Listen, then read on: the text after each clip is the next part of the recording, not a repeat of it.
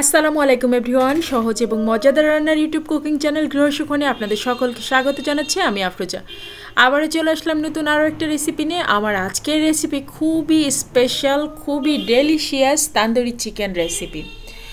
এতটাই টেস্টি যে আমি বলে বোঝাতে পারবো না।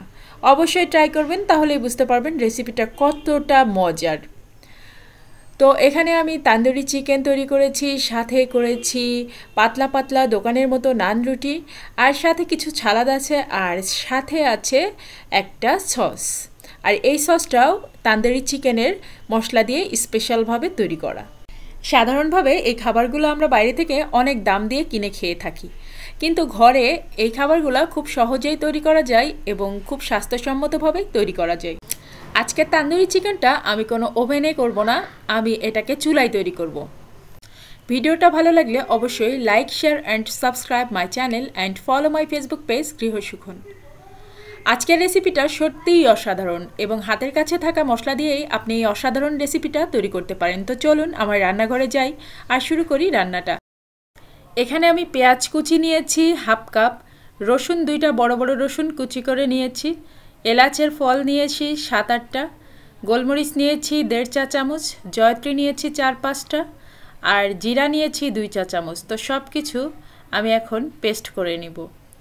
আমি মুরগির 4 পিস রান নিয়েছি, আর ওয়েট করলে এই রানের মাংসগুলোর পরিমাণ দাঁড়াবে প্রায় 1.5 কেজির কাছাকাছি। তো 4 পিস বড় বড় সাইজের মুরগির রান নিয়েছি। আমি আজকে মুরগির ব্রেস্ট পার্টটা ব্যবহার করিনি, রানের মাংসটাই নিয়েছি। আর এখানে সব কিছু পেস্ট করে নিয়েছি একসাথে। এখন দিয়ে দিলাম মরিচের গুঁড়া। এখানে আমি 1 চা চামচ মরিচের গুঁড়া দিয়ে দিয়েছি। মরিচের গুঁড়াটা আসলে যে যতটুকু খাবেন সে ততটুকুই দিবেন। হলুদের গুঁড়া হাফ চা চামচ দিয়ে দিলাম। লবণ আপনারা স্বাদ অনুসারে দিয়ে দিবেন। লবণ যে যতটুকু খাবেন সে ততটুকুই দিবেন। আমি এখানে হাফ চা চামচের মতো লবণ দিয়েছি। আর টমেটো সস, এটা হচ্ছে মেন আইটেম। এখানে আমি টমেটো সস দিয়েছি মেজারমেন্ট কাপের 3/4 কাপ। মেজারমেন্ট কাপের 3/4 কাপ মানে 1 কাপের 4 ভাগের 3 ভাগ আমি সস ইউজ করেছি। টমেটো সসটা আমার নিজের হাতে তৈরি করা, আর টমেটো সসটা নিজের হাতে তৈরি করলে যে কোনো রান্নার টেস্ট অনেক বেশি বেড়ে যায়, আমি দেখেছি। কারণ কেনা টমেটো সস আর নিজের হাতে তৈরি করা টমেটো সসের মধ্যে অনেক অনেক পার্থক্য। এখন আমি মশলাগুলো তো একসাথে মিশিয়ে নিয়েছি। এখন রানের মাংসগুলোকে আমি জাস্ট একটু কেটে নিব। একটা নাইফ দিয়ে একটু কেটে নিতে হবে, এতে করে মশলাটা খুব সুন্দর মতো ভিতরে ঢুকে যাবে। অনেকেই মনে করেন যে চুলাতে তান্দুরি চিকেন হয়তো ভালো হয় না, কিন্তু বিশ্বাস করেন চুলাতে তান্দুরি চিকেন ওভেনের থেকেও অনেক বেশি ভালো হয়। আমি বেশিরভাগ সময় চুলাতেই তান্দুরি চিকেনটা তৈরি করি।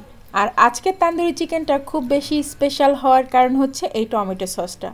টমেটো সসটা দেওয়ার কারণে এই তান্দুরি চিকেনটা সত্যি খুব স্পেশাল হয়। আর তার সাথে আজকে আমি নতুন একটা আইটেম যোগ করেছি, সেটা হচ্ছে জয়ত্রী। তার সাথে গোলমরিচের একটা সুন্দর ফ্লেভার আসবে। তো এই মশলাগুলা শুধু যে মাংস ম্যারিনেট করার জন্য বা তান্দুরি চিকেনের জন্য তা কিন্তু না, এটা দিয়েই কিন্তু আমি সেই সসটাও তৈরি করে ফেলবো। তো দেখতেই পাচ্ছেন আমি এখন মাংসগুলোকে এই মশলার সাথে ম্যারিনেট করে মিনিমাম 4 থেকে 5 ঘন্টা রেখে দিব। 4-5 ঘন্টা পরে আমি এইটা দিয়ে তান্দুরি চিকেন তৈরি করব। মাংসটা যত বেশি ম্যারিনেট করে রাখবেন তত বেশি টেস্ট আসবে তান্দুরি চিকেনে। আপনারা চাইলে আগের দিন ম্যারিনেট করে রাখতে পারেন, পরের দিন মাংসটাকে তান্দুরি চিকেন করতে পারেন। এতে করে মাংসটা খুব বেশি ইয়াম্মি হবে।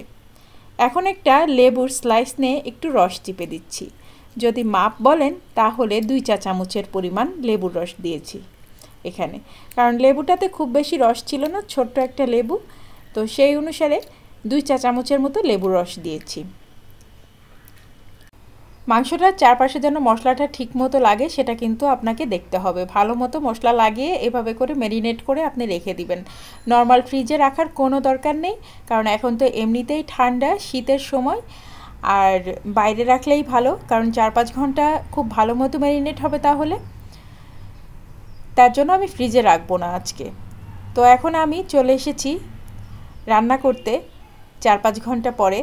আমি আজকে রাত্রের খাবারে এই তান্দুরি চিকেন আর পাতলা পাতলা নান রুটি তৈরি করব। তো এখানে আমি দিয়ে দিলাম হচ্ছে সরিষার তেল ফ্রাই প্যানে। এই রান্নাটা কিন্তু সরিষার তেলেই করতে হবে। সরিষার তেল দিয়েছি 3 টেবিল চামচের মতো। আমি খুব বেশি তেল এখানে ইউজ করব না। এখন আমি এই চিকেনগুলোকে দিয়ে দিব। যেহেতু চিকেনের টুকরাগুলো বেশ বড় বড় সাইজ ছিল, যার কারণে আমার ফ্রাই প্যানটা ছোট হয় একটু সমস্যা হচ্ছিল। তো একটু বড় সাইজের ফ্রাই প্যান নিলে সবচেয়ে ভালো। আমার এই ফ্রাই প্যানটা যথেষ্ট বড়, তারপরেও লেগ পিসগুলো ছিল অনেক বেশি বড়। তো উপর দিয়ে আমি একটু মশলা দিয়ে দিলাম। আর কিছুটা মশলা কিন্তু আমার বাটিতে এখনও রয়েই গেল। এখন ঢাকনা দিয়ে ঢেকে অল্প আঁচে এই মাংসগুলোকে রান্না করতে হবে। এখন আমি উল্টে উল্টে দিচ্ছি, কারণ চিকেনটা থেকে প্রচুর পরিমাণ পানি বের হয়েছে। এই পানিটা কিন্তু কিছুই থাকবে না, সব শুকিয়ে যাবে। আর এই পানিতেই কিন্তু চিকেনটা খুব ভালো মতো সিদ্ধও হয়ে যাবে। তান্দুরি চিকেন পছন্দ করে না এরকম মানুষের সংখ্যা কিন্তু খুবই কম। আর বিশেষ করে বাচ্চারা তো ভীষণ পছন্দ করে। যেসব বাচ্চারা একেবারেই খেতে চায় না, তাদেরকে কিন্তু মাঝে মাঝে তাদের মারা এরকম করে সুন্দর সুন্দর করে চিকেনের এক একটা রেসিপি তৈরি করে খাওয়াতে পারেন। এতে করে বাচ্চা ভালো পুষ্টি পাবে। এখন যে মশলাগুলো ছিল সেই মশলাগুলো উপর দিয়ে আবার দিয়ে দিচ্ছি। আবারও আমি ঢাকনা দিয়ে ঢেকে কিছুক্ষণ রান্না করব। আবারও 5-6 মিনিট আমি ঢাকনা দিয়ে ঢেকে রেখে দেব। তো এভাবে 5-6 মিনিট আবারও ঢাকনা দিয়ে ঢেকে রান্না করার পর আমি আবারও উল্টে দিচ্ছি। এভাবে উল্টে পাল্টেই রান্নাটা করতে হবে। এতে করে মাংসগুলো প্রতিটা পাশ খুব সুন্দর মতো সিদ্ধ হয়ে যাবে আর মাংসগুলোর মধ্যে মশলাটা খুব ভালো মতো ঢুকে যাবে। তো 15-20 মিনিট পরে দেখেন পানিটা কিন্তু অনেক শুকিয়ে এসেছে আর মশলাটা কিন্তু মাখো মাখো হয়ে যাচ্ছে আর চিকেনের কালারটাও কিন্তু সুন্দর মতো চলে আসছে। চিকেনটাও কিন্তু একটা ভাজা ভাজা ভাব চলে আসছে। আজকের রান্নাটায় আমি খুব কম তেল ইউজ করেছি, আপনারা কিন্তু দেখেছেন। আমি এমনিতেও রান্নায় কম তেল ইউজ করার চেষ্টা করি। তো মাংসটার কিন্তু পানি একদম শুকিয়ে গিয়েছে আর মাংসটা কিন্তু একটু পোড়া পোড়া ভাব চলে এসেছে, দেখতে পাচ্ছেন। আর এখন আমি কিছু কয়লা আগুন জ্বলিয়ে নিচ্ছি এবং সেটাকে আমি এই মাংসের মধ্যে একটা ফয়েল পেপার বসিয়ে তার উপর কয়লাটা, জ্বলন্ত কয়লা দিয়ে তার উপরে 1/2 চা চামচ ঘি দিয়ে ঢাকনা দিয়ে ঢেকে রেখে দেব। এতে করে সুন্দর একটা স্মোকি ফ্লেভার যুক্ত হবে, যেটা আর কি আপনারা দোকানে খান।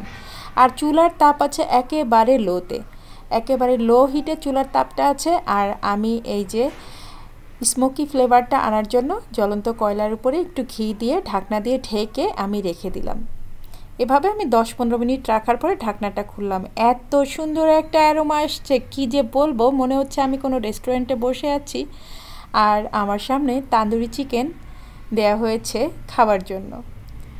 ঠিক ওরকমই একটা ফিলিংস কাজ করছে। মানে এত সুন্দর একটা অ্যারোমা বলে বোঝাতে পারবো না। তো যাই হোক, আমার তান্দুরি চিকেন হয়ে গিয়েছে দেখেন। আর এখন আমি এটাকে সার্ভ করে আপনাদেরকে দেখাচ্ছি। এই চিকেনটা খেতে এতটাই ভালো লাগে যে বলে বোঝাতে পারবো না। ভীষণ ভীষণ টেস্টি একটা চিকেনের রেসিপি এটা। আপনারা অবশ্যই অবশ্যই ট্রাই করবেন আর আমাকে কমেন্ট করে জানাবেন রেসিপিটা আপনাদের আসলে কেমন লেগেছে। আমার বাচ্চারা এই রেসিপিটা খুব পছন্দ করেছে এবং আমার হাজব্যান্ডও খুব পছন্দ করেছে। আজকের তান্দুরি চিকেনটা একটু স্পেশাল, মানে বরাবর গতানুগতিক যে তান্দুরি চিকেনের রেসিপি আমি আপনাদের সাথে শেয়ার করেছি, এটা কিন্তু একটু ডিফারেন্ট। এর কারণটা হচ্ছে আজকে আমি কিছু কিছু নতুন নতুন মশলা ইউজ করেছি। আর সেটা হচ্ছে জয়ত্রী ইউজ করেছি, তারপরে আমি ইউজ করেছি বেশি করে টমেটো সস, যার কারণে এটা খেতে কিন্তু দুর্দান্ত হয়। আর তাছাড়া গোলমরিচের খুব সুন্দর একটা ফ্লেভার আপনি এখানে পেয়ে যাবেন। তো পাতলা পাতলা নান রুটির সাথে এ ধরনের চিকেন খেতে খুব ভালো লাগে। আর যে মশলাটা অবশিষ্ট ছিল কড়াইতে, সেই মশলাটাই সস হিসাবে ব্যবহার করেছি আমি। চিকেনগুলো উঠিয়ে নিয়েছি আর যে মশলাটা ছিল কড়াইতে সেটাকে আমি সস হিসাবে আলাদা বাটিতে নিয়ে নিয়েছি।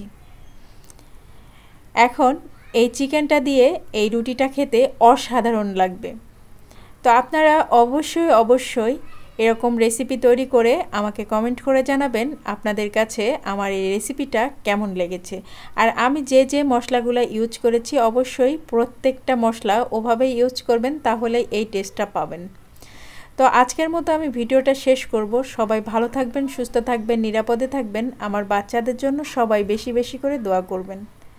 আর যাদের বাচ্চারা বাইরের খাবার খেতে বেশি পছন্দ করে তারা বিশেষ করে এ ধরনের খাবারগুলো মাঝে মাঝে বাচ্চাদেরকে তৈরি করে দিবেন। এতে করে দেখবেন বাচ্চারা বাইরের খাবারের প্রতি আকর্ষণ একদম হারিয়ে ফেলেছে। ঘরের খাবারের প্রতি আকর্ষণ তাদের অনেক বেশি বেড়ে যাবে। আর ঘরের খাবার তো বাইরের খাবারের চেয়ে সবসময়ই অনেক বেশি স্বাস্থ্যকর হয়। আর চিকেনটা ভিতরে এতটাই জুসি ছিল যে কি বলবো। তো যাই হোক, আজকের মতো ভিডিওটা শেষ করছি। আল্লাহ হাফেজ, সবাই ভালো থাকবেন।